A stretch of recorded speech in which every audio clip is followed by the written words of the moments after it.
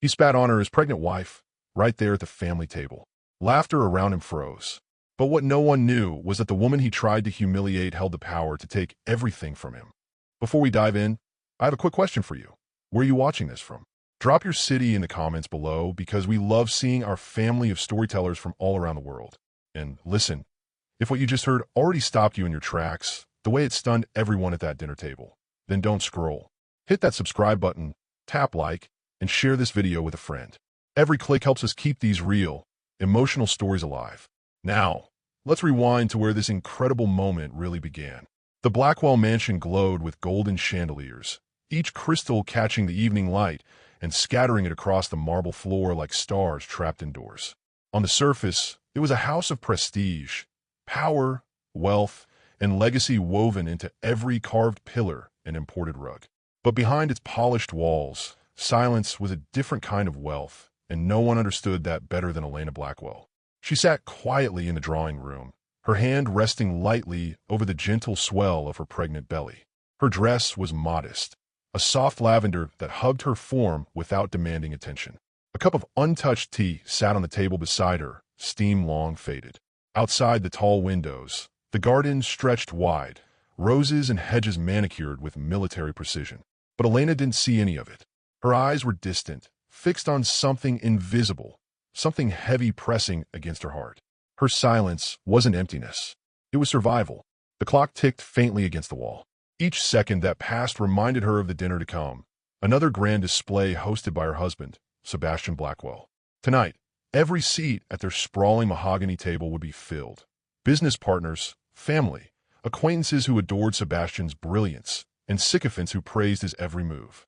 And she, his wife, would sit among them like a statue, seen but not heard. Her unborn child stirred, a faint kick against her ribs. She placed both hands on her stomach, whispering so softly it could have been mistaken for a breath. "Don't worry, little one. One day, none of this will matter." But even as she said it, her throat tightened. Because right now it did matter. The door creaked open, and Margot Blackwell, her mother-in-law, entered with the grace of a queen and the coldness of ice. Her black silk gown whispered against the floor, her silver hair pulled into a perfect chignon. Margot's eyes, sharp and unblinking, swept over Elena with the precision of a knife. "You're sitting again." Margot's voice was clipped, not a question, but an accusation. Elena lifted her eyes slowly, meeting the woman's stare with quiet composure. "I'm resting," the doctor advised. Margot cut her off with a dismissive wave. Doctors always advise nonsense. In this family, appearances matter more than excuses. You'll stand when guests arrive. No one admires a woman who hides behind her condition. Elena pressed her lips together. The words should have stung, but she had grown used to them. Margot had never accepted her, not as a wife, not as a daughter-in-law, and certainly not as the mother of the next Blackwell heir. To Margot, Elena was an outsider, a plain woman from a modest family who had no business walking these marble floors. Margot leaned closer, her perfume strong and suffocating. "I sometimes wonder why my son chose you. There's no sparkle in you, Elena, no charm. If not for that baby, you'd be invisible altogether." For a moment, Elena's fingers dug into her belly, her nails pressing crescents into her skin through the fabric of her dress. But her face remained calm, unreadable. Silence again, her only shield. Across the estate, in the private study, Sebastian Blackwell adjusted his cufflinks before the mirror. The reflection staring back at him was everything he loved to see. Tall, broad-shouldered, with sharp cheekbones and eyes that carried the arrogance of a man who had never known true defeat. His tailored suit, midnight blue with subtle pinstripes, fit like armor. He smirked at himself, raising a glass of whiskey in a silent toast. To dominance. Sebastian thrived on power, power in the boardroom, power over his rivals, power at his family table. Tonight's dinner was not just about celebration. It was about showcasing his empire. Dorson Enterprises, the company he claimed to have built with brilliance and boldness, was poised for international expansion. He would raise a toast to himself, his vision, his name, and everyone in that room would clap. That was how it had always been. The door opened, and his younger brother, Dante Blackwell, strolled in. Dante was the mirror of Sebastian in some ways. Tall, handsome, but with a sharper edge, his grin always suggesting secrets. "Big night, brother," Dante said, pouring himself a drink without asking. Every night's a big night when you're a Blackwell, Sebastian replied, smug. Dante chuckled. And when you're at the top of the empire. Must feel good. Sebastian's grin widened. It does. And tonight, I'll remind everyone why I belong there. But what Sebastian didn't know, what not even Dante suspected, was that the foundation of his empire wasn't his at all. The wealth, the security, the company he flaunted, it was built on something Elena had given silently years ago, and silence, though overlooked, was not weakness. It was waiting. As the hours inched closer to dinner, the mansion shifted into a stage. Servants hurried about, chandeliers blazed brighter, silverware gleamed under the glow. Guests began to arrive, men in tailored suits, women in glittering gowns. Laughter and chatter filled the halls. Elena descended the staircase slowly, her hand on the railing, her lavender dress flowing behind her. She kept her head high, though her steps were heavy. She was aware of every eye that flicked toward her belly, every whisper of the wife, every dismissive glance that compared her plainness to the elegance around her. At the other end of the hall, Sebastian made his entrance, commanding the room without even trying. His voice boomed, his laughter rolled, his presence swallowed everything in its path. Hands clasped his, glasses lifted to him, smiles angled his way. And in that contrast, the glowing husband and the shadowed wife, the story's tension simmered. Dinner had not yet begun, but already the air was thick with expectation. The guests filled the grand hall, settling into seats along the endless mahogany table. Sebastian took the head of the table, Margot beside him, Dante grinning at his right. Elena was guided to the far side, her place set with china and silver, her presence almost hidden. No one knew what was about to unfold. No one knew that before the night was over, humiliation would fall like a blade. And no one, least of all Sebastian, knew that the woman he would spit on was already holding the power to break him. Elena lowered her eyes, her hand resting once more over her belly. The child kicked again, as if reminding her that silence would not last forever. The dining hall of the Blackwell mansion shimmered like a stage designed for royalty. Crystal chandeliers blazed overhead, scattering shards of light across polished marble. The mahogany table stretched so long it seemed endless, its surface gleaming with china plates rimmed in golden glasses that caught the light like prisms. Every detail whispered wealth. Every guest knew they were meant to admire it. Sebastian Blackwell sat at the head of the table, his wine glass raised as though the hall itself was his throne room. His presence was magnetic, his voice booming with the confidence of a man who never imagined defeat. To family, Sebastian declared, his tone loud enough to command silence. To legacy, to Blackwell power, may only grow stronger. The guests echoed his toast, glasses clinking, laughter rippling down the table. At the far end sat Elena Blackwell, pregnant, her hands folded neatly over her belly, her face calm. She lifted her glass quietly, but said nothing. Her silence was not new. She had learned long ago that in this house, her words would only be twisted against her. But Sebastian noticed. He always noticed. Elena, Sebastian's voice sliced through the hall. Heads turned toward her. Will you sit there mute again? Or do you finally have something worth saying? The guest chuckled awkwardly. Some looked away, pretending not to see the target of his ridicule. Others leaned forward, eager for the drama. Elena lowered her glass gently, her lips curving into a faint, careful smile. Your words are enough, Sebastian. I need not add to them. Her tone was soft, her words humble, but her composure made his jaw tighten. It was the kind of calmness that mocked him without saying so. Sebastian laughed coldly. Always the quiet one. Nothing to add, nothing to give. Useless in conversation, useless at home. The sting of his words rippled across the table. Guests shifted in their seats, eyes darting to their plates. Elena's chest tightened, but her face remained steady. At Sebastian's side, Margot Blackwell leaned forward, her eyes sharp as needles. She is here because you married her, Sebastian. Though why, I'll never understand. She came from nothing.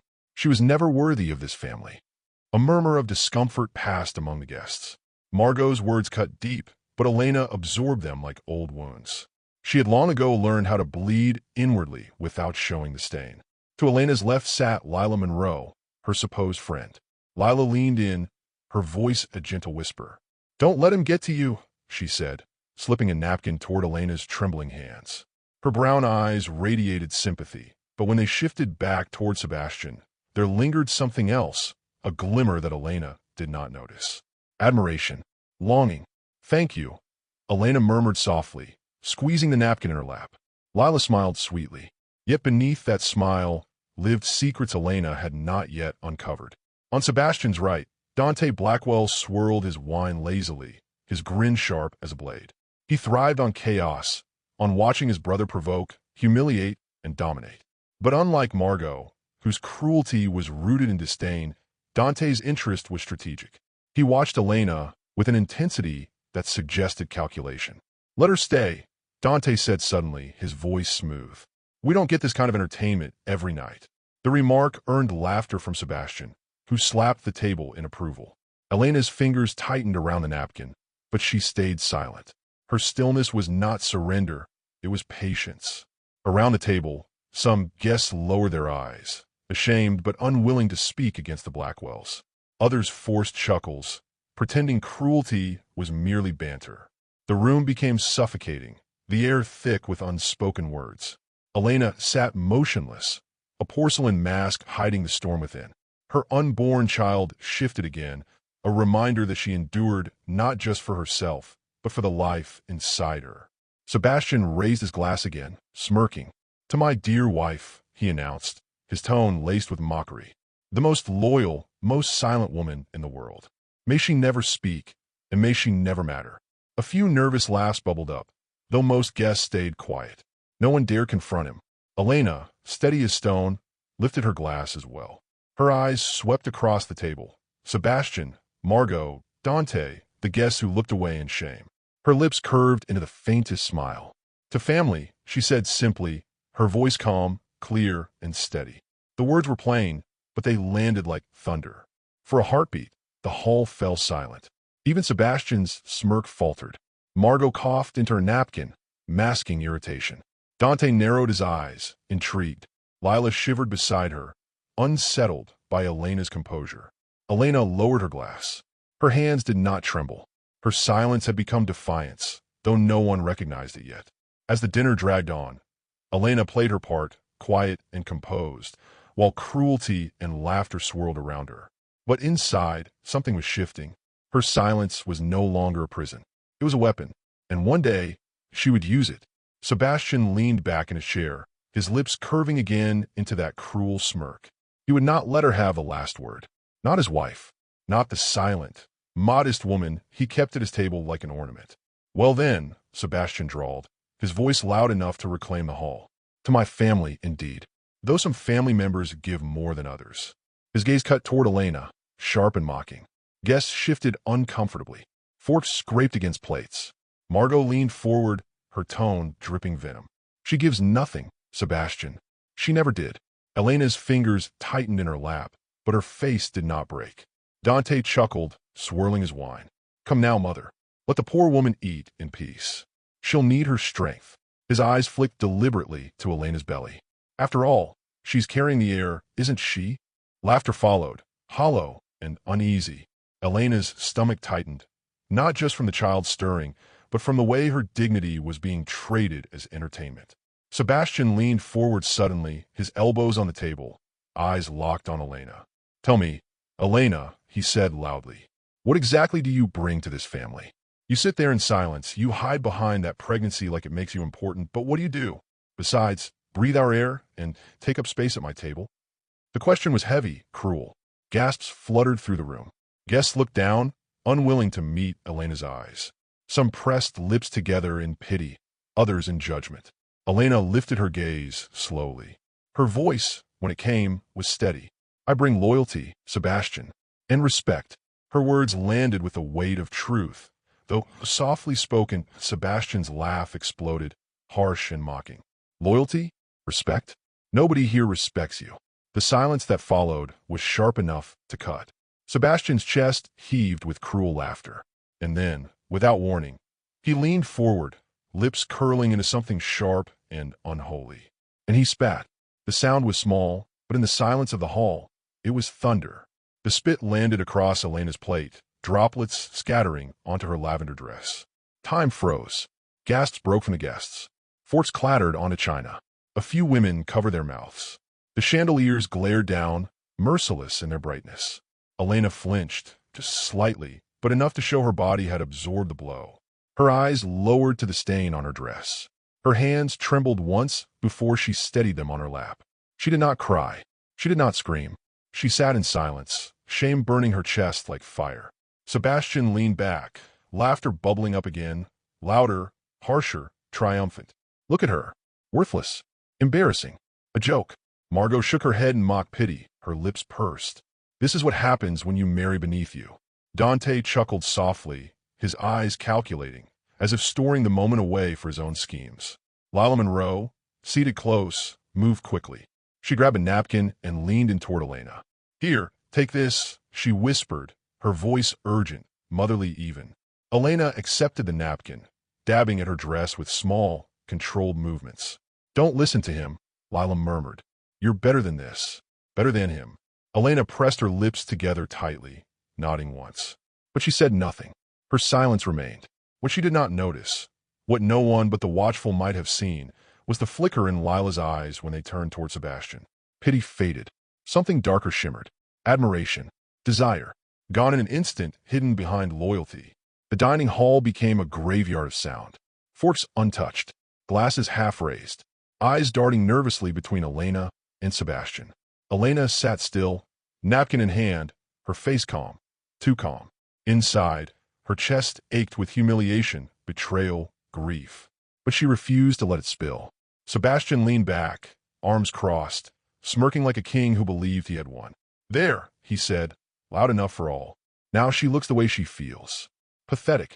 A few nervous chuckles broke the silence. Others looked down at their plates, ashamed but too fearful to speak. Margot's voice cut through next, a blade cloaked in silk. Elena, dear, perhaps you should excuse yourself. You're clearly not fit for company tonight. The word sliced, deliberate cruelty. Elena lifted her gaze slowly, meeting Margot's eyes. Her voice was gentle, but firm beneath the softness. Thank you for your concern, Margot, but I am perfectly fine. Her calmness drew subtle shifts in the room. Heads tilting, glances exchanged. For just a moment, Margot's smile faltered. Oh, let her stay, Dante said lazily, swirling his wine. It's rare entertainment. Wine to show early. Sebastian laughed at his brother's remark, slamming the table with delight. Exactly. Let her stay. Let everyone see what a failure of a wife looks like. The words hung heavy. Elena's hand clenched the napkin in her lap, but she said nothing.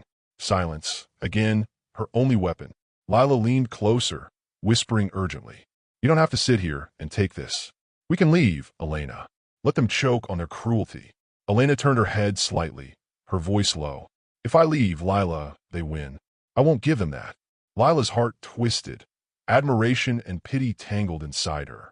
Yet when her eyes drifted back to Sebastian, that admiration shifted into something dangerous. He sat there laughing, owning the room, radiating power even in cruelty. It stirred something in her she dared not name. Elena, however, remained still. Her silence was not surrender. It was a gathering. The storm had not yet come. The spit still glistened faintly against the white porcelain of Elena's plate. The lavender fabric of her dress bore the stain like a wound. Yet she remained seated, her posture straight, her expression calm. It unsettled the room. For cruelty demanded reaction. Sebastian's laughter demanded collapse. But Elena did not collapse. And in that silence, something began to shift, not outwardly, not in the eyes of the guests who pitied her, but deep within her. The dining hall had never been quieter. Forks lay abandoned. Conversations refused to restart. Even the servants moved like shadows, afraid to draw attention. Sebastian basked in it, mistaking silence for victory. His smirk stretched wide, arrogance dripping from every word. You see, he said to no one in particular, lifting his glass. This is what happens when you marry beneath you. No spark, no presence, just dead weight. Margot nodded approvingly. Quite right. A Blackwell deserves better. Elena's lips curved, the faintest smile, one that didn't reach her eyes. She dabbed at the stain on her dress with steady hands, as if wiping away spit were no different than brushing off dust. The steadiness rattled Sebastian more than tears ever could. Lila leaned closer, her hand resting gently on Elena's arm. Elena, please, you don't have to sit here. Come upstairs with me. Leave them to their cruelty. Her tone was sweet, loyal. But when her gaze flicked toward Sebastian, something dangerous shimmered again. Admiration. Longing. Elena mistook it for pity. She squeezed Lila's hand once in gratitude. "If I leave," she whispered back, "they win. I will not give them that satisfaction." Lila nodded, her eyes softening as though touched by Elena's strength. Yet in her chest, another fire stirred. The memory of Sebastian's laughter, the way he commanded the room without fear. It was poison, and she was already breathing it in. On the other side of the table, Dante studied his sister-in-law with a smirk. He admired chaos, and Elena's calm in the face of humiliation intrigued him. She wasn't breaking. She wasn't screaming. She wasn't leaving. Interesting, Dante thought, sipping his wine. Very interesting.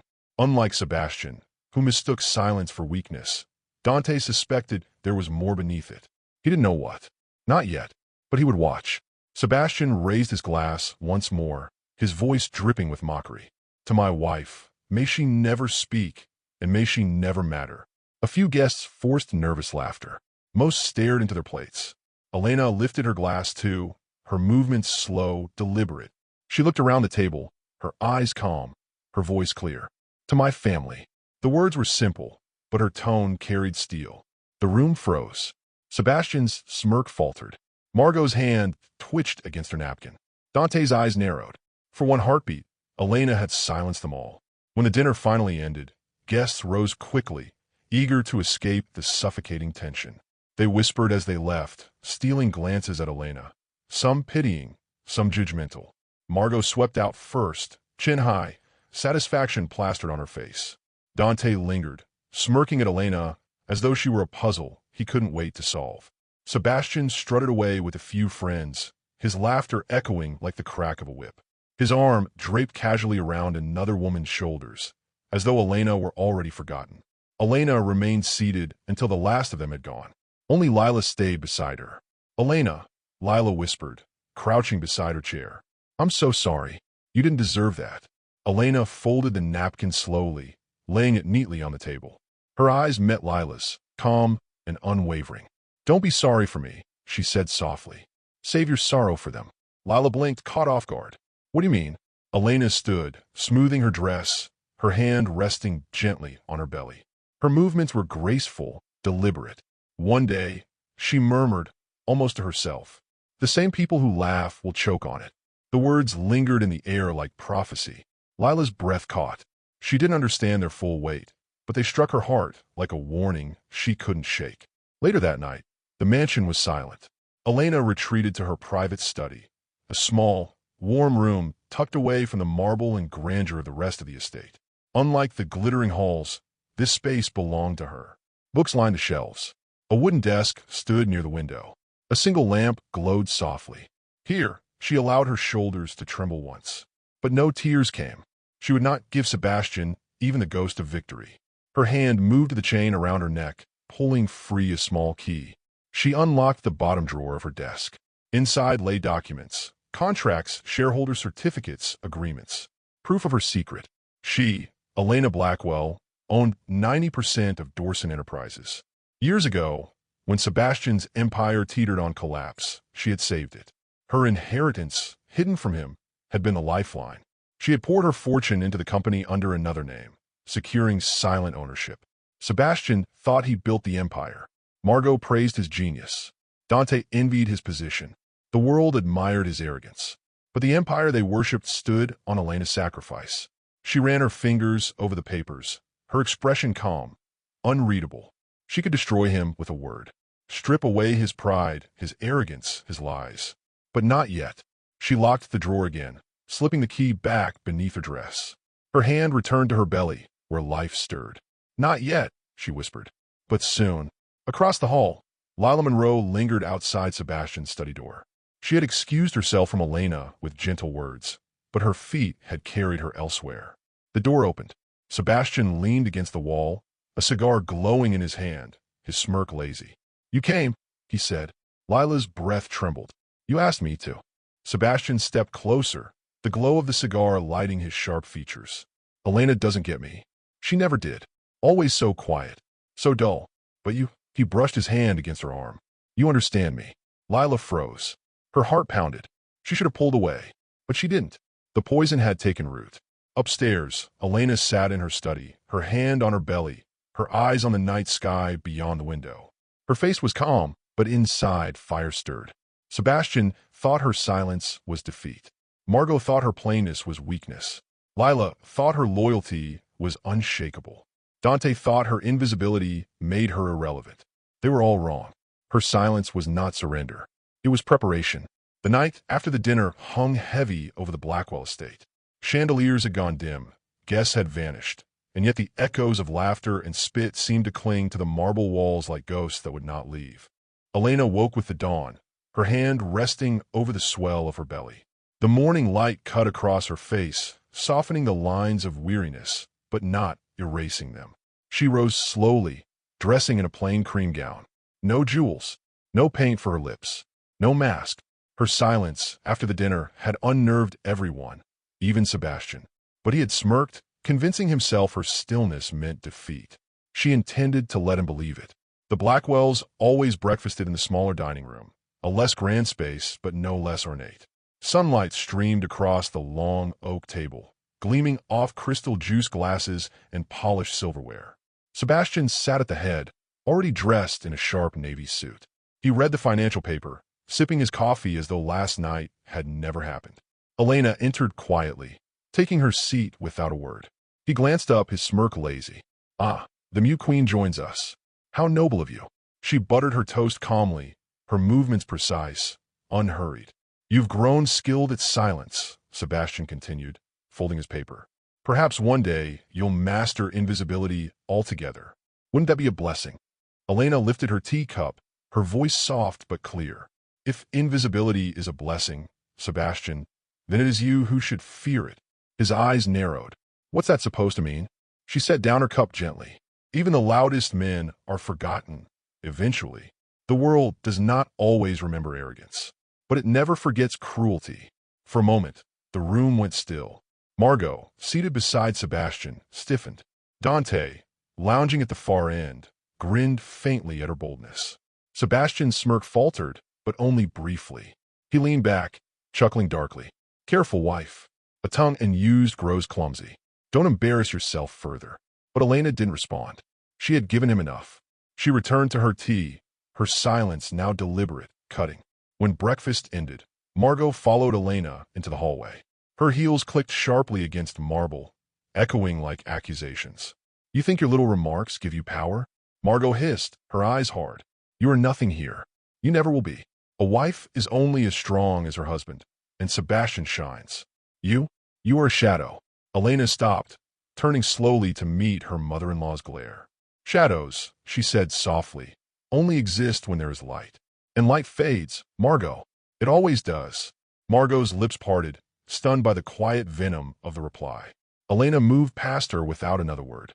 Meanwhile, across town, Lila Monroe sat at her vanity, her reflection pale and restless. Her hand brushed the necklace Sebastian had given her the night before, a necklace she shouldn't have accepted, a gift she should have thrown back at him. Her conscience screamed. Elena was her friend, her protector, the only one in the Blackwell mansion who treated her with genuine warmth. But when she closed her eyes, she heard his laugh, his commanding voice, the way he filled every room like a storm. It intoxicated her, even as it poisoned her. She pressed her hands to her face, whispering to the empty room. "What am I doing?" But when her phone lit up with a message from Sebastian, "Tonight. My study. Don't be late." Her heart raced. Her conscience resisted. Her desire answered. Back at the mansion, Dante stood on the balcony, cigarette smoke curling in the morning breeze. His eyes followed Elena as she moved across the garden below, calm and slow, her hand always on her belly. She was different, unshaken. Dante flicked his cigarette away, muttering to himself. "Where are you hiding, sister-in-law?" Unlike Sebastian, Dante had patience, and patience always reveals the truth. That evening, the mansion was alive again with noise. Business partners arrived for meetings, Sebastian's voice boomed through the halls, and Margot flitted about like a queen bee. Elena remained in the background, graceful, steady, invisible by choice. She passed Sebastian's study once, hearing muffled laughter from inside. The sound of a woman's giggle followed. Her steps faltered, but she did not pause. She already knew. She had always known. Her hand brushed the chain around her neck, the small key hidden beneath her dress pressing against her skin. Not yet. As the night deepened, Elena sat by her window once more, her hand on her belly, her eyes on the stars. The world saw silence as weakness, but silence in her hands was steel. Sebastian would fall, but he would never see it coming.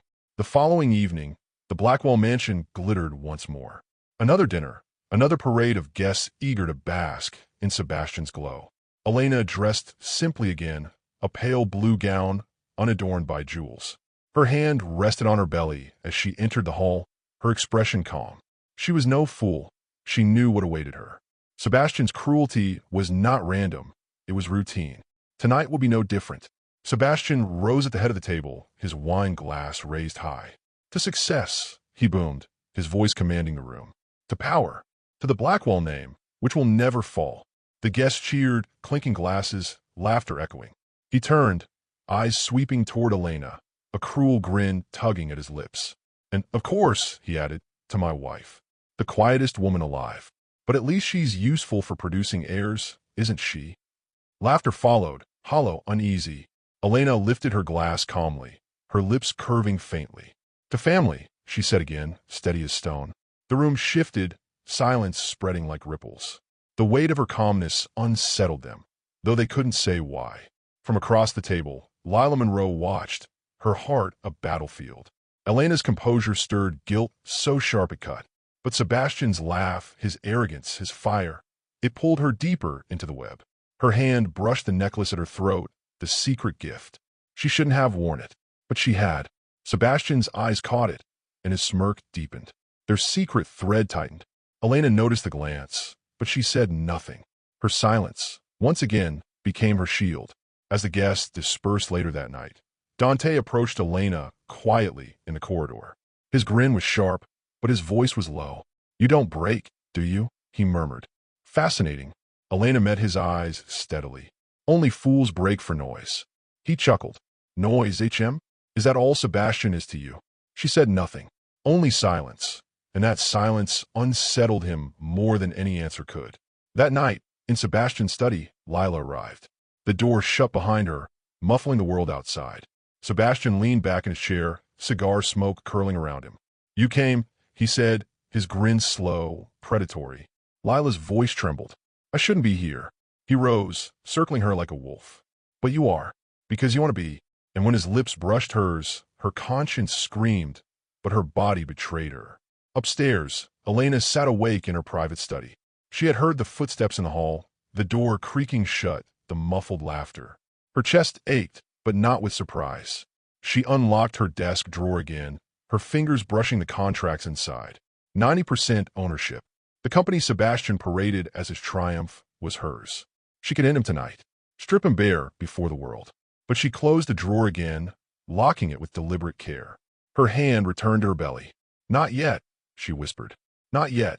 Before we go on, I want to ask you something. Be honest. If you were in Elena's shoes right now, would you stay silent and play the long game, or would you crush Sebastian this very moment? Comment below, back and index pointing down, because I want to hear what you would do. And listen, if you're still watching and you haven't hit subscribe yet, what are you waiting for? If Elena's silence is keeping you hooked, then smash that button now. And if you refuse to subscribe, tell us why in the comments. Go on, defend yourself. All right, back to the story. The mansion slept, but storms brewed in silence. Sebastian laughed louder, believing his power unshakable. Lila slipped further into betrayal, her conscience muffled by desire. Dante watched closer, suspecting truths no one else could see. Margot sharpened her venom, certain Elena would soon collapse. But Elena Blackwell did not collapse. Her silence was no longer a shield. It was a blade, waiting for the moment to strike. The morning after yet another dinner drowned in arrogance. The Blackwell mansion stirred with an unusual urgency. Servants bustled, voices carried through the halls, and the estate's private chauffeur waited by the car with polished shoes and a stiff posture. Sebastian Blackwell was hosting a major investor conference in the city, a gathering designed to showcase the empire he claimed as his own. Elena had no intention of attending. Normally, she was left behind, invisible, excused from such events. But this time Margot insisted. Elena must be there, Margot said coldly that morning, her pearl necklace gleaming against her silk gown. She is carrying the air. Investors want to see stability, family unity. Appearances matter. Sebastian scoffed, irritated. What for? She doesn't say a word. Exactly, Margot snapped. She won't embarrass you by speaking. She will sit, smile, and exist. That's all she's good for. Elena, listening from the doorway, pressed her hands against her belly and said nothing. She could have refused, but she didn't, because every forced proximity was an opportunity. Every humiliation brought her closer to the breaking point and to victory. The drive into the city was long, the air inside the limousine thick with silence. Sebastian sat beside her, scrolling through his phone, his jaw clenched in irritation. Occasionally, he muttered numbers under his breath, rehearsing for the performance he'd deliver to the investors. Elena gazed out the tinted window, the city skyline rising like jagged teeth against the horizon. Her reflection looked back at her, calm, still, but with fire smoldering just behind her eyes. Sebastian finally broke the silence. You'll sit in the front row. You'll smile. You won't speak unless spoken to. Understood. Her gaze shifted from the window to him. Her voice was soft, even. Understood. He smirked, mistaking obedience for weakness. The hotel ballroom buzzed with anticipation. Investors in tailored suits milled about, sipping champagne, exchanging handshakes. Cameras flashed. Reporters lingered near the stage. Sebastian thrived in this world. He strode onto the platform, arms wide, his charisma filling every corner. He boasted of numbers, expansions, international reach. The audience hung on his words. Elena sat in the front row, exactly where he placed her. Her pale cream gown shimmered faintly beneath the lights. She folded her hands neatly over her belly and smiled softly. The picture of loyalty, but her eyes, calm and steady, told a different story. Behind her serene mask, she measured every boast, every false claim, because she knew the truth. 90% of the empire Sebastian paraded as his triumph belonged to her. Reporters snapped photos of her, whispering, "That's his wife, isn't it? The quiet one. She looks so calm. Doesn't she ever speak? She's carrying the air. That's all that matters." Elena heard it all. She kept smiling, her silence polished like glass. Sebastian, noticing the cameras drifting toward her, smirked. "And this," he declared proudly, "is my wife. Silent, steady, loyal. Proof that the Blackwell name stands on strength and unity." The room applauded. Cameras flashed. Elena's smile did not falter, though her heart clenched with fury. His cruelty wasn't confined to the mansion. It was public now, broadcast to the world. As the conference ended, investors swarmed Sebastian, showering him with praise. Elena remained seated, letting the wave of people move around her. Then a familiar voice whispered, "You're incredible." Elena turned. Lila Monroe stood nearby, her eyes warm, her smile bright. She wore a sleek navy dress, elegant and bold. To endure all that with such grace. "I don't know how you do it."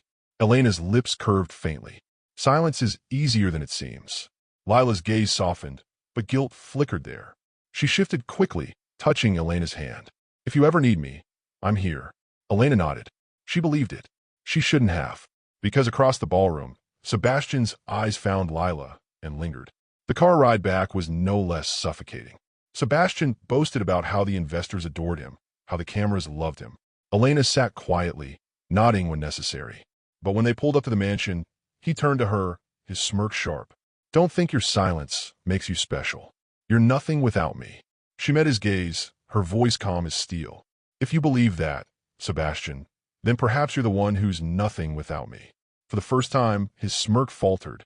That night, as Elena walked the garden to clear her mind, Dante appeared from the shadows, a cigarette glowing between his fingers. "You played the part well today," he said, exhaling smoke. She stopped, her eyes steady. "It's what's expected." He smirked. "Expected, yes, but not easy. My brother thinks he owns the world, but he doesn't own you. I see that now." Elena's lips curved faintly. "Do you?" Dante chuckled, flicking ash to the ground. "I don't know what you're hiding, Elena, but I'll find out." Her silence answered him more loudly than words ever could. Back in her study that night, Elena unlocked the drawer again, fingers brushing the documents of ownership. She didn't need the spotlight, the stage, or the applause Sebastian craved. Her power waited, patient, and though forced proximity tied her to Sebastian's cruelty, it also kept her close enough to strike when the moment came. The Blackwell mansion seemed quieter after the investor conference. yet its silence was heavy, unnatural, like a house holding its breath. Sebastian prowled the halls that evening, basking in his victory. Investors had praised him, reporters had written his name, cameras had captured his smile. For him, the world was proof of his greatness. But Elena's silence lingered in his mind. Her calmness unsettled him in ways he could not admit, even to himself. Lila Monroe arrived late that night, under the guise of bringing documents from a charity project she managed for Elena. The servants welcomed her in. Elena met her in the drawing room, her smile gentle. "It's late, Lila. You could have waited until morning." "I couldn't sleep," Lila admitted, placing the folder on the table.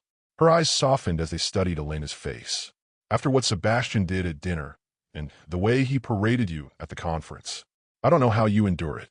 Elena lowered her gaze to her belly, her hand resting there. "I endure for this. Some storms are worth standing in." Lila's throat tightened. She wanted to confess, to spill the truth of what she had done with Sebastian. But when Elena's calm, trusting eyes lifted to hers, the words turned to ash.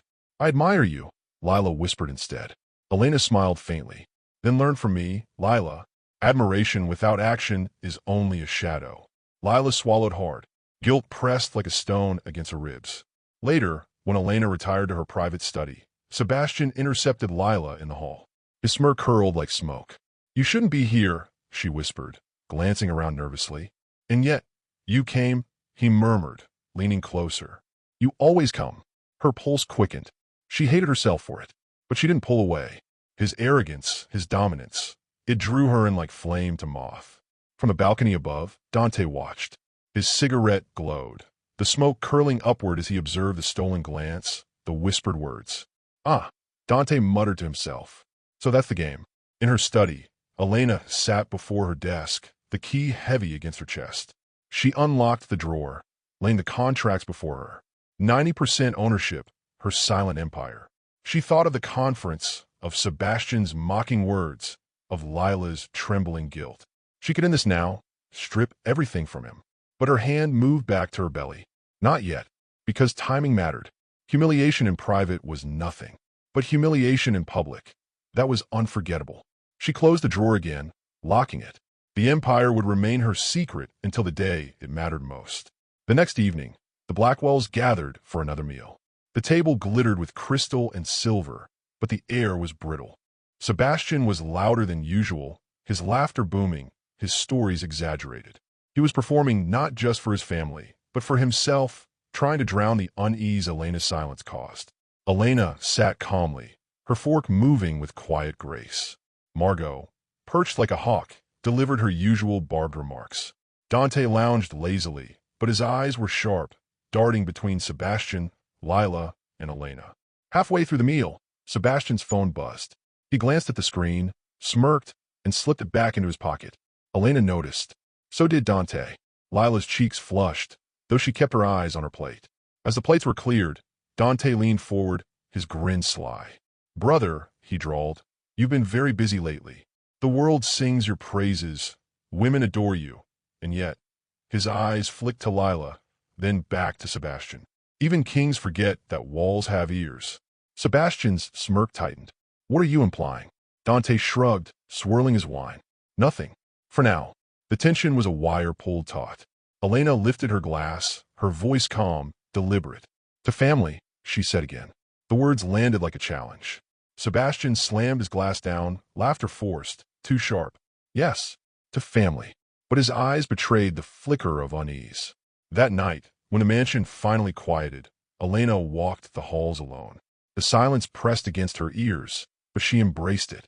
At the far end of the corridor, she glimpsed Sebastian slipping into his study. A shadow moved behind him. "Lila." Elena stopped, her heart pounding once, then settling. She turned away, back toward her own study. She didn't need to catch them. She didn't need proof, because she already held the only truth that mattered. Her silence was her weapon, and when the time came, it would strike sharper than any betrayal. The Blackwell mansion slept under its chandeliers, but Elena's study was lit by a single lamp. She sat at her desk, the key around her neck pressed in her palm. Her silence in the house was legendary now. Whispers followed her, pity disguised as admiration. But the silence had history, and tonight, in the glow of her lamp, the past pressed against her chest like a bruise she could no longer ignore. Before Sebastian was the man the world applauded, he had been a desperate dreamer. His empire, Dorset Enterprises, had been built on swagger more than substance. Then came a crash. Reckless deals, failed partnerships, and debt collectors circling like vultures. Elena remembered that winter well. The nights he raged in his study, the glass shattered against walls, the curses hurled into the darkness. He had told her once, voice raw and trembling, "If this fails, I fail. And if I fail, I am nothing." She had believed him, loved him, and so she saved him, not with words, not with comfort, with action. Elena Marlowe, the name she had left behind when she married into the Blackwell family, had inherited her father's wealth. A fortune earned slowly, honestly, brick by brick. She had guarded it quietly, knowing Sebastian's pride would never accept it. But when ruin loomed, she called her father's lawyer. Together, they crafted an agreement in the shadows. 90% of Dorset Enterprises was bought under her name. The paperwork was clean, airtight, buried beneath layers Sebastian never cared to examine. He woke one morning to find his empire miraculously stabilized. Investors rallied, debts dissolved. He believed he had clawed his way back by sheer brilliance. Elena never corrected him. Her silence saved him, and her silence became the prison he mistook for weakness. Elena traced the edge of the contracts with her fingertip. The paper smelled faintly of ink and dust, but to her it smelled of power. No one knew. Not Margot with her hawk eyes. Not Dante with his sly grin. Not even Lila, her closest confidant once upon a time. Only Elena, and her lawyer, bound by oath. That was the secret Sebastian spat on without knowing it. That was the storm her silence guarded. She locked the drawer again, slipping the key beneath her gown. Her unborn child shifted against her ribs. "You'll inherit more than his name," she whispered. "You'll inherit the truth." Across town, in her chic apartment, Lila Monroe sat before her vanity, her mascara smudged from tears she hadn't admitted to anyone. She remembered Elena's words earlier that week. Some storms are worth standing in. And guilt gnawed at her like teeth. Because Lila wasn't standing in the storm, she was fueling it. Her phone buzzed. A message glowed on the screen. "Tomorrow. Hotel Regent. Room 904. Don't be late. Sebastian." Her heart clenched. She thought of Elena's trusting eyes, her calm smile.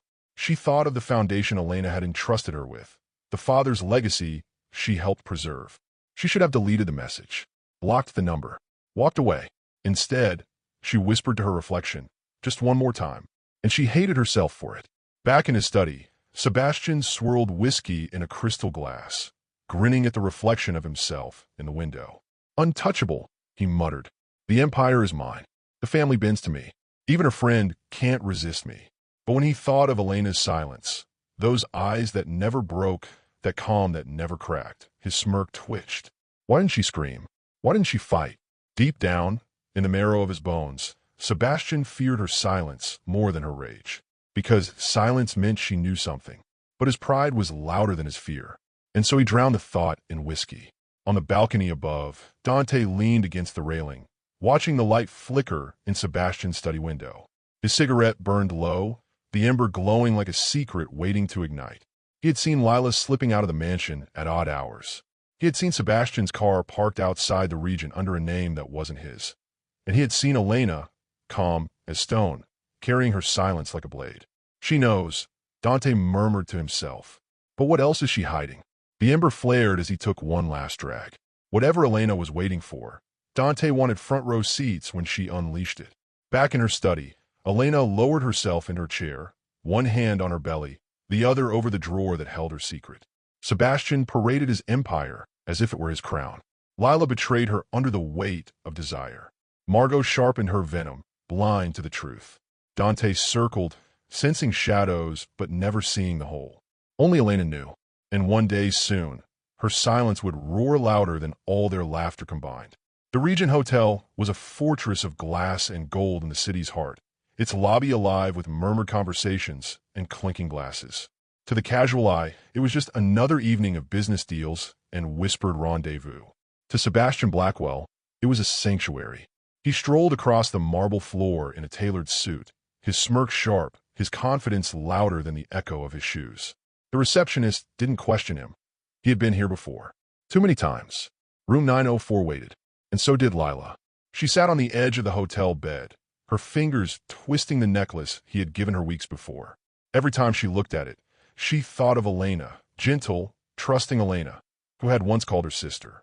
Lila's chest burned with guilt. But when the door opened and Sebastian filled the room with his presence, guilt drowned beneath desire. He kissed her like she was a prize, like betrayal was victory, and she let him, because power intoxicates, even when it destroys.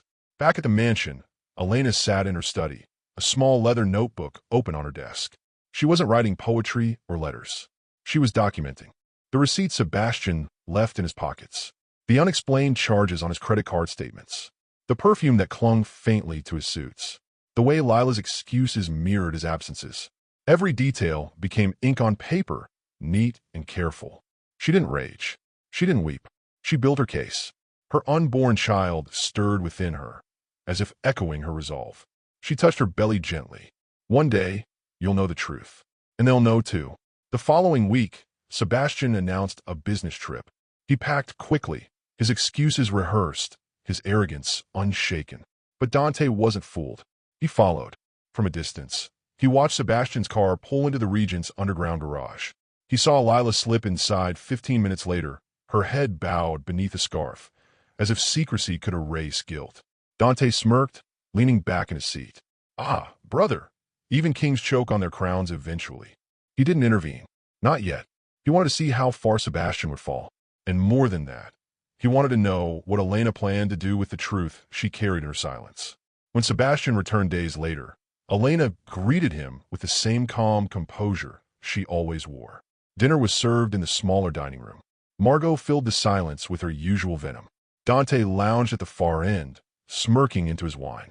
Sebastian boasted of successful negotiations, his stories loud and elaborate.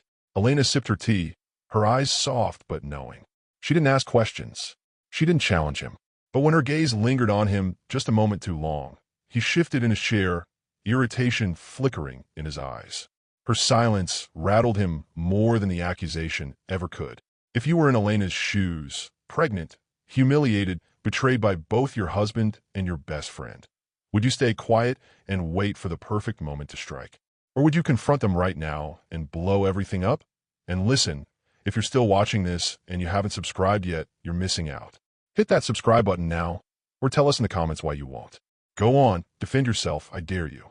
All right, let's get back to Elena. That night, when the mansion finally quieted, Elena returned to her study. She opened her drawer, touching the contracts that tied the Blackwell empire to her hand alone. Sebastian paraded his empire. Lila betrayed her friendship. Margot sharpened her claws. Dante circled like a wolf. But Elena's silence? It was a storm gathering in the distance, the kind you don't see until it swallows the sky. And when it broke, it would drown them all. The mansion was unusually quiet that morning. Rain pattered softly against the tall windows, blurring the gardens into watercolor shapes. The storm outside felt like an echo of the storm inside Elena's chest. She sat in the conservatory, surrounded by roses and orchids, the scent of damp earth filling the air. For once, she wasn't hiding behind silence. She was simply tired. Her hand rested on her belly, feeling the steady rhythm of life within her. "It's you and me," she whispered softly. "Always." The sound of footsteps broke her solitude. She looked up to find Dante leaning in the doorway, his hands shoved into his pockets, his grin softer than usual. "You always sit here when it rains," he said. She raised a brow. "And you always watch." He chuckled, stepping inside. "Guilty. But don't flatter yourself. It's not just curiosity. You're the only one in this house who doesn't bore me to death." Elena smiled faintly, the first genuine smile she'd shown in weeks. "That's not a compliment." "Maybe not," he admitted, lowering himself into the chair across from her. He lit a cigarette, then thought better of it and slipped it back into his pocket. "But it's the truth." For a moment, silence stretched between them. Not the suffocating silence of humiliation, but something softer, companionable. "You don't have to endure it, you know," Dante said at last, his tone low, almost gentle. "The way Sebastian treats you, the way Mother needles you, the way Lila—" He cut himself off. Elena's gaze sharpened. "You've noticed." "I notice everything." He leaned forward, his elbows on his knees. "Most people in this house are blind, but not me, and not you." Elena looked away, her hand tightening over her belly. Blindness can be a choice. Is that what you're doing? Choosing blindness. Her lips curved into a faint, tired smile. No, choosing patience. The word struck Dante. He studied her carefully, realizing then that Elena was not weak. She was waiting, and for the first time, he felt something unfamiliar toward her. Respect. That afternoon, Elena retreated to her study. The rain had eased, but her mind had not. She unlocked her drawer and pulled out her notebook, flipping through pages of carefully gathered evidence. The phone rang softly on her desk. She answered quickly. Elena, a calm voice greeted her. It was Mr. Carter, her father's old lawyer, the only person alive who knew her secret. Mr. Carter, she said quietly. I reviewed the papers again, he said. Everything is airtight. 90% is still yours. No one, not even Sebastian, can touch that without your consent. Elena exhaled, relief mingling with resolve. Thank you. Keep it that way. No one else can know. Of course. He hesitated, then added, Elena, one day you'll have to decide whether silence is enough. She closed her eyes. I know, and when the day comes, I'll be ready. That night, Sebastian claimed another meeting. Elena watched him leave without a word. In the city, room 904 at the Regent glowed once more. Lila arrived in a coat pulled tight, her nerves raw. Sebastian, she whispered, stepping inside. He smirked, pulling her into his orbit. You're late. Her guilt flickered, but desire drowned it. And as they fell into each other's arms, neither noticed the hotel staff exchanging knowing looks. Whispers travel. Secrets don't stay buried. Back at the mansion, Elena lay in bed, the storm outside now just a drizzle. She stroked her belly gently, her voice soft, fragile, but resolute. You'll never know the silence I've lived, she whispered. Because when the time comes, I'll break it for you. Her eyes closed, but sleep didn't come. Not yet, because the storm inside her was still gathering. The rain cleared by morning, leaving the Blackwell gardens glistening, every rose heavy with droplets like jewels. Elena stood at the balcony, her shawl draped lightly over her shoulders. The world looked washed new, but inside her, the storm still brewed. Her hand pressed against her belly, steady and protective. We're stronger than them, she whispered, and one day they'll see. Behind her, a familiar voice broke the quiet. You talk to that child more than anyone else in this house. Elena turned to find Dante leaning casually against the doorframe. For once, there was no smirk on his lips, only something softer, almost vulnerable. I suppose I do, she said, because this child listens and does not judge. Dante stepped closer, his eyes narrowing in thought. You know, when I first met you, I thought you were boring, silent, meek, forgettable. But now, he shook his head, exhaling a short laugh. Now I see you the only one here with any spine. Elena raised a brow, her lips twitching faintly. That's your idea of a compliment? Yes. His grin returned, crooked but honest. Because it's true. For a moment, their eyes held. Something passed between them. Not desire, but recognition. Two people in a house full of liars, finally seeing each other clearly. Later that afternoon, Dante joined her in the conservatory, where the sunlight spilled across the orchids.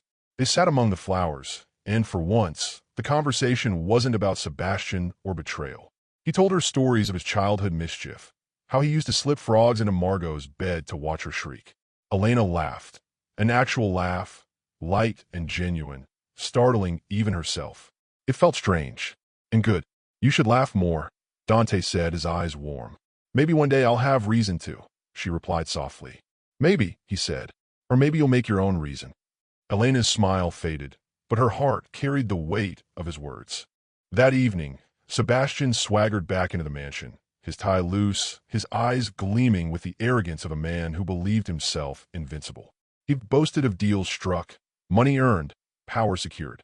Elena listened, silent as ever. She didn't need to ask where he had been. His cologne carried traces of perfume that wasn't hers. She excused herself early, leaving him a drink with Margot and Dante. Her silence rattled Sebastian more than confrontation ever could, though he'd never admit it. In her apartment, Lila sat curled on her sofa, her phone buzzing with another message from Sebastian. She stared at it, tears filling her eyes. She remembered Elena's laughter, soft and genuine, the way she once trusted her like a sister. And here she was, betraying her in the cruelest way. But guilt twisted into longing. Sebastian's power pulled at her like gravity, and she hated herself for wanting it. She typed a reply with trembling fingers. "Tomorrow. I'll be there," and pressed send. Back in her study, Elena sat by the window, the city lights flickering faintly in the distance. She unlocked her drawer again, her fingers brushing the papers inside. 90% ownership. Her silent empire. But tonight, she didn't look at the contracts. She looked at her notebook, her growing record of Sebastian's lies, of Lila's betrayals, of every thread she was quietly weaving into a net. Her unborn child stirred. She smiled faintly, pressing her hand against her belly. "You're my reason," she whispered. "My reason to wait. My reason to strike." The house slept. The city hummed in the distance. Sebastian dreamed of power. Lila wrestled with guilt. Margot sharpened her scorn. Dante watched, waiting. And Elena carried her silence like a crown. She had found something in the last days, a reminder that she wasn't alone. Her child, her resolve, even Dante's strange, quiet respect. The bond was fragile, but it was enough. Enough to hold her steady. Enough to keep her waiting for the perfect moment. And when it came, the silence she had guarded would shatter, and nothing would be the same again. The Blackwell estate was alive with noise again. Margot had insisted on hosting a grand dinner for Sebastian's latest triumphs, though no one outside the family really knew what those triumphs were. Elena walked through the glittering halls like a ghost in silk. Guests glanced her way, then quickly back at Sebastian, the man of the hour. No one dared question the wife's silence. But tonight, silence was a blade. Lila arrived in a crimson gown that turned heads. She kissed Elena on the cheek, her smile wide, her eyes avoiding. Elena returned the gesture, her calm unbroken, though the faintest flicker passed behind her gaze. Dante noticed. He always noticed. The evening unfolded in a swirl of champagne and chatter. Sebastian basked in it all, his hand on Lila's waist one moment too long, his laugh with her a note too sharp. It was subtle enough to slip past most eyes. But not Elena's, and not Dante's. Halfway through dinner, Sebastian rose to toast himself. His words were grand, his voice booming, his ego inflated like a sail. And none of this, he declared, glass raised high, would have been possible without the Blackwell name. The empire stands because I made it stand, because I am relentless, because I am untouchable. The room erupted in applause. But in that applause, a small slip, his hand brushed against Lila's beneath the table. She froze. Elena saw. Dante saw. For the first time in weeks, Elena's breath caught. Not from surprise, she had long suspected, but from the sting of watching betrayal unfold in plain sight, before her family, before strangers. Her silence wavered, just for a heartbeat. Later, when the guests were gone, Elena found Sebastian in the study, his tie loosened, his glass half full. "You humiliated me tonight," she said quietly. He scoffed, not even looking at her. "You're imagining things." Her hands trembled, but her voice did not. "Don't lie to me." That caught him. He turned, eyes narrowing. "Careful, Elena. Don't start a fight you can't win." The words cut deeper than his affairs ever could, because he truly believed she couldn't win. She left without another word. But inside, something cracked. In her apartment, Lila stared at herself in the mirror, makeup smeared, hands shaking. She had seen Elena's eyes at dinner, the calm breaking, the silence slipping. "God, what am I doing?" she whispered, pressing her palms to her face. But even as guilt consumed her, her phone buzzed again. Sebastian. Always Sebastian. And against her better judgment, she answered. Dante found Elena later that night, in the conservatory. She was standing among the orchids, her face pale, her hands clenched. "She knows," he murmured to himself, though she hadn't spoken a word. When she finally met his eyes, he saw the truth there, saw the breaking point she could no longer hide. And for the first time, Dante felt pity. Not mockery, not amusement, pity. "Elena," he said softly, "you don't have to carry this alone." Her eyes glistened, but she turned away. "Yes, I do." And he let her, though every instinct told him the storm had arrived. Upstairs, Sebastian slept soundly, his arrogance intact. Lila wept in silence, torn between desire and guilt. Dante smoked on the balcony, watching the night sky. And Elena stood alone in her study, her hands gripping the edge of her desk, her body shaking for the first time in months. The silence had finally cracked. And when silence cracks, it doesn't mend. It shatters. The night after the dinner sat heavy on the Blackwell mansion. The chandeliers no longer glowed with triumph. They seemed to mock the quiet tension spreading through the halls. Elena sat awake in her study, her lamp dim, her notebook open.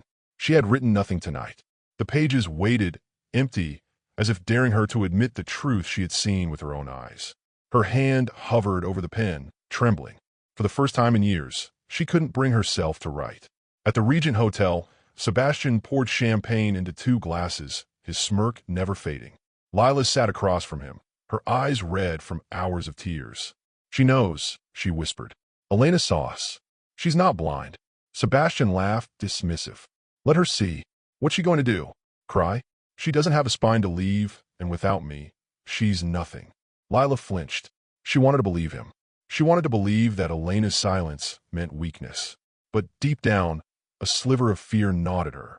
And yet, when Sebastian touched her hand, she let him pull her back into the lie. Back at the mansion, Dante lingered in the library long after midnight. He wasn't searching for anything in particular, but something caught his eye. A drawer slightly ajar in Elena's study. A notebook inside. He didn't touch it, didn't dare cross that line. But he saw the neat rows of writing, page after page, evidence laid out like a silent trial. "Elena," he murmured, "you've been building something." For the first time, Dante realized Elena's patience wasn't just endurance. It was a strategy, and the weight of that knowledge thrilled him. The following evening, Sebastian returned from his meeting with laughter still clinging to him. Elena waited in the conservatory, her hands clasped tight. When he walked in, she rose. Her eyes glistened, her chest tight. "Sebastian," she said softly. He barely looked at her. "Not now, Elena. I'm exhausted." Her voice cracked. "Do you love her?" That made him stop. He turned, his smirk sharp. "What did you say?" "Lila," she whispered, her throat raw. "Do you love her?" For a heartbeat, silence filled the room. Then he laughed, and that laugh shattered her. Her knees buckled. Tears she had held back for months finally broke free. She pressed her hands to her face, her body trembling. Sebastian watched cold, unmoved. "Pathetic," he muttered, walking away. Elena collapsed into the chair, sobs tearing through her chest. Her belly ached, her heart felt carved open. She had carried her silence like a shield, but now it had cracked, splintered, turned against her. At that moment, she felt utterly alone. Betrayed by her husband, betrayed by her friend, dismissed by the family she had tried to belong to. For the first time, she wondered if her silence had been a mistake. From the shadows of the doorway, Dante watched. He hadn't meant to intrude, but her sobs drew him in. He saw Elena, broken, trembling, but not destroyed. And in her brokenness, he saw something terrifying, something powerful. Because pain like that doesn't fade quietly. Pain like that turns into fire. "Elena," he whispered to himself, "when you rise, you'll burn us all." The mansion slept, unaware of the storm brewing within its walls. Sebastian dreamed of conquest. Lila dreamed of escape. Margot sharpened her poison. And Elena, shattered in her conservatory, wept the last tears of her silence. When dawn came, her eyes would be dry, and silence, once broken, could never be put back together again. Dawn spilled pale light into the conservatory, gilding the orchids with gold. Elena sat in the same chair where she had broken hours earlier, but now her face was dry, her eyes steady. The tears were gone. What remained was resolve. She rose slowly, her hand pressed against the swell of her belly, and crossed to the tall mirror in the corner. Her reflection stared back at her, a woman pale, tired, but unbroken. "Who are you?" she whispered to herself. Not Sebastian's wife, not Margot's scapegoat, not Lila's trusting friend. She was Elena Marlowe, the woman who had saved an empire, who held its crown in silence. And now, she was the mother of a child who deserved truth, not shadows. Her reflections, eyes hardened. No more silence. Later that morning, Dante found her in the study, the notebook open before her. He leaned against the doorway, his usual smirk replaced by something more cautious. "You've been writing it all down," he said. Elena didn't look up. "You shouldn't be here. Neither should you. Not like this." His voice softened. "Sebastian doesn't deserve your silence, Elena. You're killing yourself for a man who wouldn't bleed for you." Her hand froze over the page. Dante stepped closer. "Tell me what you're planning." She lifted her gaze to him, calm, sharp. "If I tell you, I lose. If I stay quiet, I choose when to win." He studied her for a long moment, then gave a low laugh. "You're colder than I thought." "No," she said softly. "I'm patient. That's not the same thing." For once, Dante had no reply. Across the city, Lila paced her apartment like a trapped bird. Her phone buzzed again. Sebastian, summoning her to another meeting. She stared at the screen, her stomach twisting. She thought of Elena's tears at dinner, the broken look in her eyes. What am I doing? She whispered to herself. But then she thought of Sebastian's promises, the way he made her feel chosen, powerful, alive. Her fingers trembled as she typed back, "Yes, I'll come." And with that, she sealed her choice. That evening, Sebastian strutted through the mansion, laughing loudly with Margot, ignoring Elena entirely. His victory seemed complete. "Elena's too weak to fight me," he muttered under his breath as he poured himself a drink. But when he caught her watching him from across the room, her expression unreadable, something inside him flickered. Doubt, fear. For a moment, he saw not weakness, but calculation. And he hated her for it. That night, Elena knelt by her bed, her hands folded over her belly. She didn't pray often, but tonight, her words were quiet, fierce. "Give me strength to choose," she whispered. "Not for me, but for this child, for the truth they deserve, for the life I will give them, free from his lies." Her tears didn't return, only resolve. The choice was coming. She could feel it in her bones, as certain as the child's heartbeat within her. The house slept again, but Elena did not.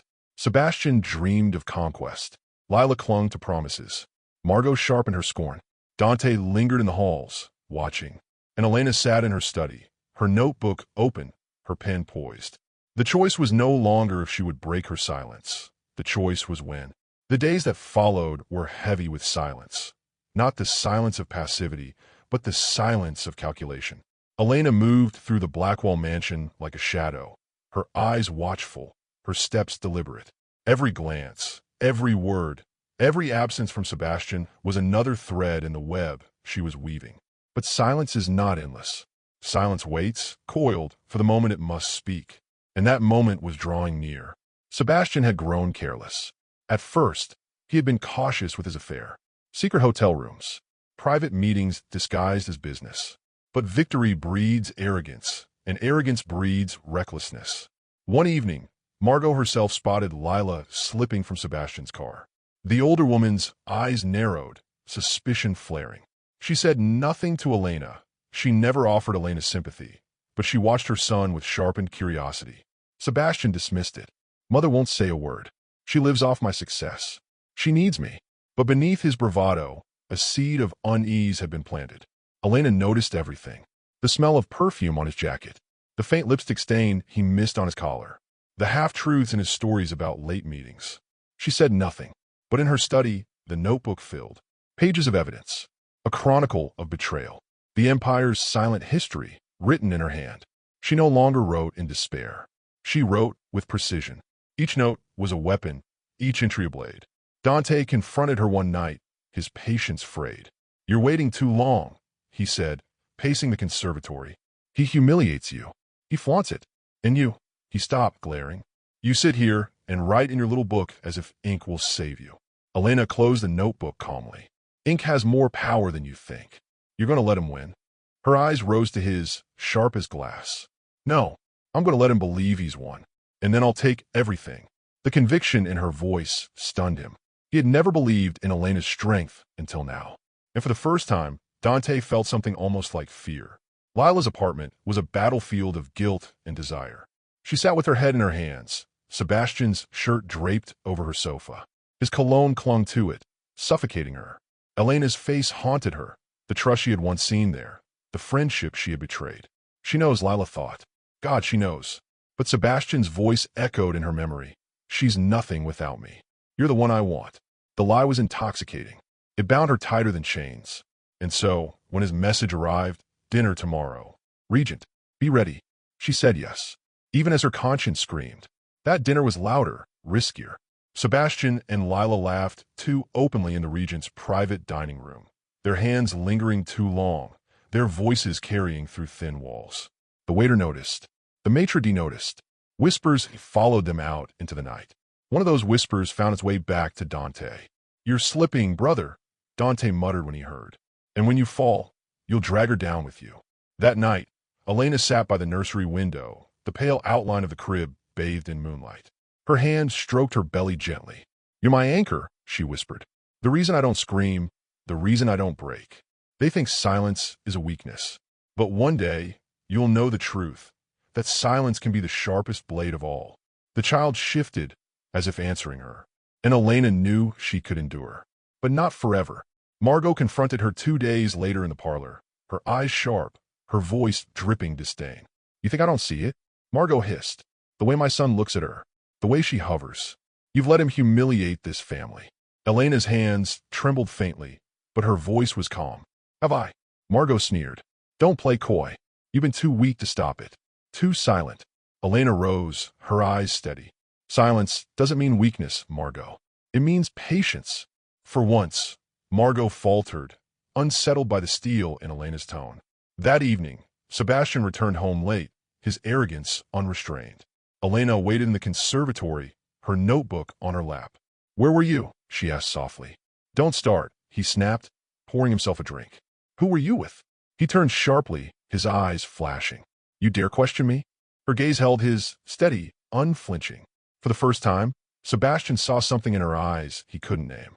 Not fear, not sorrow, something colder, something dangerous, and it rattled him.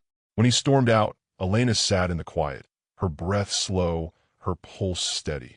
She opened the notebook, writing one final line beneath pages of betrayal.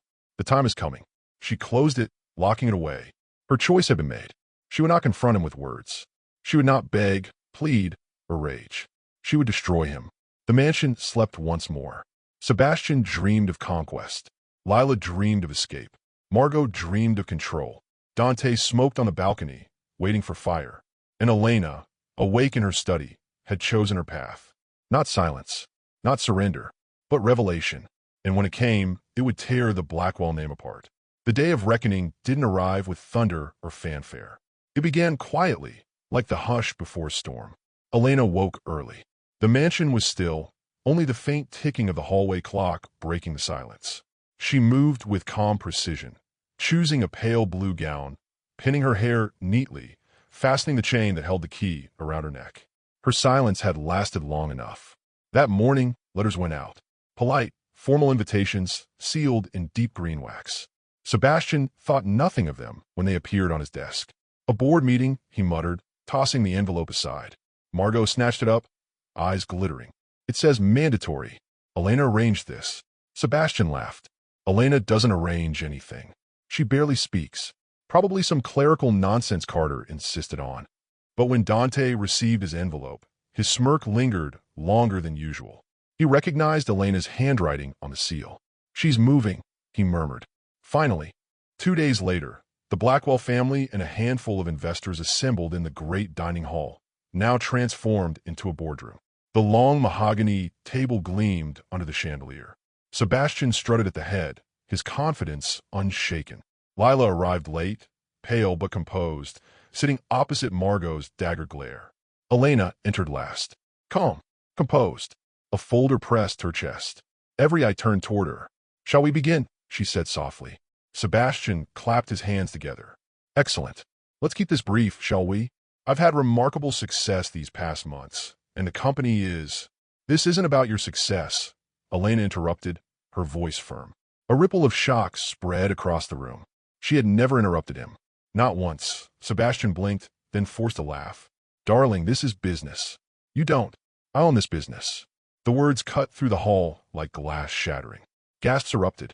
Margot froze, her wine glass trembling in her hand. Lila's eyes widened in disbelief. Dante leaned back, a slow grin spreading. Sebastian barked a laugh. "Ridiculous. Elena, sit down before you embarrass yourself." Elena laid the folder on the table, sliding the papers across to the board members. "These are the ownership contracts, notarized and filed by Mr. Carter. 90% of Dorson Enterprises has been under my name for 5 years." The silence was deafening. Margot snatched the papers, her eyes scanning, her face draining of color. "Sebastian, she's telling the truth." "No," Sebastian snarled, ripping the papers from her hand. He flipped through them, his arrogance faltering with every line he read. His face turned crimson. This can't, how?" Elena's voice remained calm. "While you were drowning in debt, I saved you. With my father's fortune, with my silence. You paraded as king, but the crown was never yours." Lila clutched the edge of the table, her heart pounding. She looked at Elena, tears burning her eyes. You never told me. Elena met her gaze, steady, unflinching. Because I trusted you once. And you proved you couldn't be trusted. The words struck harder than any slap. Lila bowed her head, shame flooding her. Sebastian's fist slammed against the table, rattling the crystal glasses. You deceitful witch. You dare humiliate me in front of my family, my investors? Elena's calm never wavered. You humiliated yourself. I only revealed the truth. Without me, you're nothing, he roared. Her eyes flashed colder than ice. Without me, there was no you. No empire. No Blackwell legacy. You've been living in my silence. The room erupted into whispers. Investors stared at Sebastian with suspicion, Margot with thinly veiled contempt. For the first time, Sebastian looked small. Margot rose from her chair, her lips trembling. Sebastian, how could you be so blind? She's been carrying you. And you spat on her, betrayed her, shamed this family. Her words cut Sebastian more deeply than Elena's. He had always sought his mother's approval, always craved her validation. And now she looked at him with disgust. Dante exhaled a cloud of smoke, his grin wicked. Well, the silent queen finally speaks. And it's glorious. He looked at Elena, his eyes gleaming with respect. Almost pity him. Elena didn't smile. Don't. He earned this. The board meeting dissolved into chaos. Margot hissing at Sebastian, investors demanding answers, Lila trembling in silence. But Elena stood at the head of the table, her folder closed, her voice calm. I endured humiliation. I endured betrayal. But no longer. The Blackwell Empire is mine, and the child I carry will inherit truth, not lies. Sebastian's face twisted in fury, his world crumbling around him. And the repercussions had only just begun. The boardroom dissolved into chaos. Investors muttered furiously. Margot hissed like a cornered serpent, and Lila sat frozen in silence. But Elena remained standing, calm, her folder closed, her chin lifted. The storm had broken, and she was its eye. Sebastian staggered back from the table, the contracts shaking in his hands. His face was pale with disbelief, his swagger gone. This is fraud, he roared. Forgery. A trick. Mr. Carter stepped forward from the back of the room, his calm voice carrying over the din. Every document is notarized, every share accounted for. Mrs. Blackwell is the majority shareholder and has been for 5 years. Sebastian's fury turned wild. He lunged for the folder, but Dante blocked him with one hand, shoving him back into his chair. Sit down, brother, Dante sneered. The game's over. Margot rose, trembling with rage, but not at Elena. Her eyes burned holes into Sebastian. You fool, she spat. You strut around like a king, and all this time you've been nothing but a puppet. She saved you, and you repay her by spitting on her, by parading that girl like some trophy. Sebastian's jaw dropped. Mother, don't call me that. Margot's voice cracked. You've shamed this family. Shamed me. Her words landed harder than Elena's calm revelation. For the first time in his life, Sebastian realized he had lost his mother's respect completely. Lila pushed back from the table, her chair scraping loudly. Tears spilled down her cheeks. Elena, she whispered, her voice broken. I didn't know. I swear I didn't know. Elena met her gaze, cold and steady. That's the tragedy, Lila. You didn't need to know about the shares to know what betrayal was. You knew you were tearing apart my marriage, and you chose him anyway. Lila sobbed, covering her face with her hands. I thought he loved me. Elena's eyes softened for the briefest moment. He loves only himself. Lila fled the room, her heels clicking against the marble, her sobs echoing through the halls. Her name would become poison in society's whispers, her reputation shredded. And she knew it. Sebastian's fury crumbled into desperation. He turned to Elena, his voice breaking. Elena, listen to me. We can fix this. We can put it all back together. You need me. You can't run this empire without me. Elena's expression didn't change. I ran it before you even knew it was mine. I don't need you, Sebastian. I never did. His face twisted, his pride shattering. You'll regret this. Her voice was soft, lethal. No, you will. One by one, the board members turned their attention from Sebastian to Elena. The respect in their eyes was palpable. Mrs. Blackwell, one said carefully, What are your intentions for the company? Elena's answer was calm, rehearsed, unshakable. Stability, integrity, expansion without recklessness. I won't gamble with livelihoods the way Sebastian has. The Blackwell name will mean honor again. The investors nodded. Sebastian's last lifeline slipped through his fingers. When the meeting finally broke, Dante lingered. He approached Elena as the others filed out, his smirk softer than usual. "You know," he said, lighting a cigarette, "I didn't think you had it in you." But watching his face crumble, worth every second. Elena regarded him quietly. "You enjoyed this." "Of course I did." But he exhaled smoke slowly. "I respect you, Elena, more than I ever respected him." For the first time, Dante extended his hand. Not mockery, not manipulation. Respect. Elena took it briefly, then let go. "Respect me enough to stay out of my way." Dante chuckled. "Fair enough." That evening, the Blackwell mansion was heavy with silence. Not Elena's silence, but Sebastian's.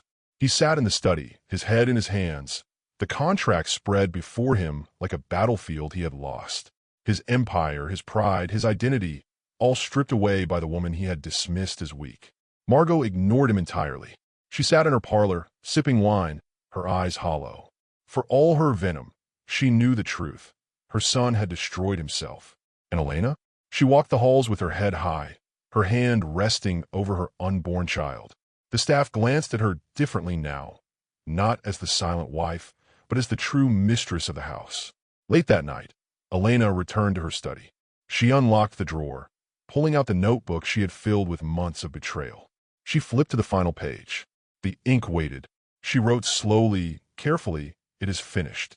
Closing the notebook, she slipped it back into the drawer, locking it away. The evidence had served its purpose. Her silence had ended. Upstairs, Sebastian tossed in his bed, haunted by the echo of her words. Lila, alone in her apartment, wept for the life she had destroyed. Margot clung to her pride, hollow and brittle. Dante smoked on the balcony, grinning at the storm he had witnessed. And Elena stood in the nursery, her hand resting on the crib, her other hand on her belly. "You will inherit more than his name," she whispered to her unborn child. "You'll inherit the truth, and you'll never mistake silence for weakness." Her reflection in the window stared back at her, not meek, not broken. A queen crowned in silence no longer. The ink was darker than the night sky, and it sealed the last chain Elena had worn. The divorce papers lay flat across the desk. Mr. Carter, her father's old lawyer, guided the pen into her hand. Her belly was heavy now, her child restless beneath her ribs, but her grip was steady. "Elena," Carter said softly, "once you sign this, there's no turning back." She looked at him with eyes that no longer carried hesitation. "I don't want to turn back." Her name flowed onto the page like liberation. When she set the pen down, the silence in the study felt different, lighter, freer. The paper wasn't just ink and signatures. It was a door closing, and beyond it, a new one waiting. That evening, Sebastian stormed into her study. His once perfect tie hung loose, his face pale from days of drinking. "Elena," he shouted, slamming the papers onto her desk. "This is madness. You're throwing away everything we built." She rose slowly, her hand resting on her swollen belly. "You didn't build anything, Sebastian. You played king with my empire and betrayed me in the process." "You can't leave me," he said, his voice breaking. "You need me." Elena shook her head, her gaze cold. "I don't need you. I never did. You were the one who needed me, and you lost me." The silence that followed was worse than any scream. For the first time, Sebastian realized there was nothing left to fight for. The next morning, Elena walked through the grand halls of the Blackwell mansion for the last time. Staff followed her quietly, carrying boxes, folding gowns, packing away fragments of her life. At the foot of the staircase, she paused. Memories clung to the air. Her humiliation at the family dinners, Margot's venom, Lila's betrayal. But also her silence, the weapon she had sharpened in secret. She touched the rail one last time, then turned her back on it all. Her car waited outside. The gates opened. The mansion shrank behind her, a hollow monument to arrogance. And Elena did not look back. Her new house was smaller, but alive. Light streamed through wide windows, painting the walls gold. The nursery glowed with soft colors, handmade blankets, and a crib built not of wealth, but of care. Here, silence meant peace, not survival. When Elena walked through these rooms, her hand on her belly, she felt something she had not felt in years: freedom. This was no longer a prison. This was a beginning. The snow fell heavy the night her child arrived. Elena's labor lasted hours, long, painful, relentless. She gripped the sheets, sweat dampening her hair, her cries tearing through the quiet house. But when the baby's cry filled the air, strong and fierce, Elena wept with joy. The midwife placed the child in her arms. A girl, her tiny face red, her fists clenched as though she had come into the world ready to fight. Elena kissed her forehead, tears spilling down her cheeks. "Welcome, my love," she whispered. "Welcome to freedom." Dante appeared at the door. His usual grin softened into awe. "She's loud," he said quietly. "Definitely not taking after you." Elena laughed through her tears. For the first time, it didn't feel strange. 2 days later, as the winter sun broke through the clouds, Elena sat by the nursery window with her daughter in her arms. She whispered softly, "Your name will be Aurora. Do you know why?" The baby stirred, her eyes blinking open, catching the first light of morning. "Because Aurora means dawn," Elena continued. "The first light after the longest night. The promise that no darkness lasts forever. You are my dawn, my new beginning. You are proof that silence can end, and when it ends, it can bring light." Her tears glistened, but they were not tears of sorrow. They were tears of triumph. "I was silent for too long. You will never carry it the way I did. You will grow knowing your worth, your voice, your strength. That is my promise." The baby's tiny hand curled around her finger, as though sealing the vow. Sebastian's world unraveled in the months that followed. The empire was gone. The mansion is no longer his. His wife had left him. His child carried another name. He wandered from city to city, a shadow of himself, drinking away the last scraps of his pride. The press mocked him, society shunned him, and even his mother turned cold. The man who had once spat on his pregnant wife at dinner now found himself spurned by every table he approached. He had lost not just power, but legacy. And worst of all, he had lost her. Lila, too, bore the weight of her choices. Her beauty no longer opened doors. Invitations stopped arriving. Charity patrons withdrew. She was whispered about as a cautionary tale, a betrayer, a fool, a woman who gambled loyalty for lust and lost everything. She tried to reach out to Elena, sending letter after letter of apology. Elena never replied. One night, in her lonely apartment, Lila whispered into the silence, "You were the friend I should have chosen." Her words dissolved into tears. But there was no one to hear them. Margot, stripped of her pride, faded into obscurity. Once the venomous matriarch of high society, she now sat alone in her parlor, sipping wine, her friends long gone. Her scorn had lost its power. Her son's name was Mud, and every time she thought of Elena, she saw the steel in her daughter-in-law's eyes, the steel she had underestimated until it was too late. Dante visited often, not as a Blackwell, but as himself. He sat by the fire, sipping wine, watching Aurora sleep at her crib. "You've done it," he told Elena one evening. "You've broken the curse." Tore down the Blackwell name and walked away stronger. Elena smiled faintly. "I didn't tear it down. They did that themselves. I just refused to be buried with it." Dante smirked.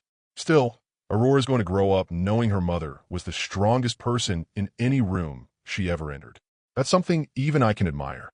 And for once, his words carried no mockery, only the truth. Months later, Elena stood in the boardroom of her company, not as a silent wife, but as Elena Marlowe, CEO and mother. Aurora's picture sat on her desk, her tiny smile captured in sunlight. Investors listened as Elena spoke, their respect unshakable. The empire was no longer a mask. It was hers, truthful, strong, free. That night, she returned home, lifting Aurora from her crib and holding her close. "You are my dawn," she whispered. "You are the proof that no storm lasts forever. You are the light after silence." Aurora gurgled softly, her hand curling around Elena's finger. Elena smiled. She had left the mansion. She had left Sebastian. She had left the name Blackwell behind. But she had carried with her the only thing that mattered, freedom. And in naming her daughter Aurora, she had claimed the dawn that belonged to them both. The story did not end when Elena signed the divorce papers. It did not end when she left the Blackwell mansion, her silence echoing in every empty hallway. It did not even end when Sebastian's empire crumbled under the weight of truth. No, the true ending came in the first cry of her daughter. She named her child Aurora. Aurora, the dawn, the light that breaks the night, the proof that darkness is never eternal. Every time Elena whispered the name, she was reminding herself, reminding her daughter, and reminding the world that no betrayal, no humiliation, no silence lasts forever. There will always be dawn.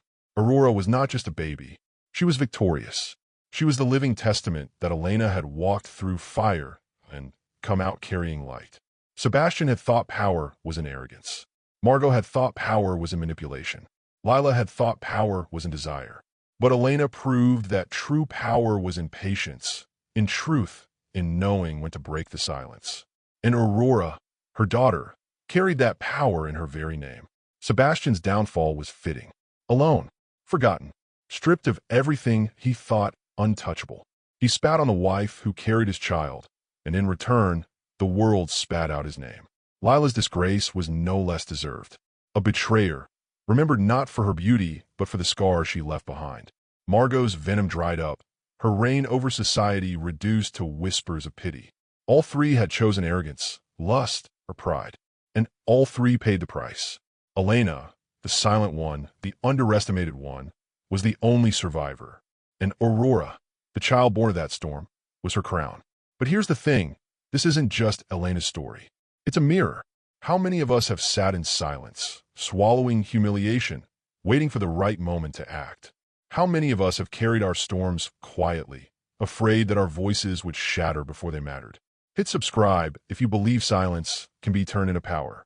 And if you refuse to subscribe, then tell us why in the comments. Don't stay quiet. Defend yourself. Because here, silence will say more than words. She walked away from humiliation. She walked away from the Blackwell name itself. But she walked towards something greater. Her child, her freedom, her dawn. Aurora. The name itself is a promise that no matter how dark the night, morning always comes. And when it did for Elena, she was ready. The silent queen had spoken. Her reign had ended, but her daughter's dawn had just begun.